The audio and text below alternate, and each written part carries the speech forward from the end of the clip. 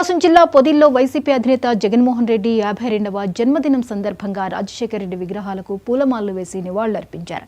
మాజీ ఎమ్మెల్యే అన్నా రాంబాబు సమక్షంలో జగన్మోహన్ రెడ్డికి విషెస్ చెబుతూ కేక్ కట్ చేసి కార్యకర్తలకు పంచారు. ఈ సందర్భంగా పేదలకు అన్నదానం, మున్సిపల్ కార్మికులకు, పార్టీ కార్యకర్తలకు చీరలు పంపిణీ చేశారు. ఎన్డీఏ కూటమి గెలిచిన తర్వాత ఇచ్చిన హామీలు నెరవేర్చేంత వరకు ప్రజల పక్షాన నిలబడి ప్రశ్నిస్తూనే ఉంటానని శాసనసభ్యులు అన్నా రాంబాబు చెప్పారు.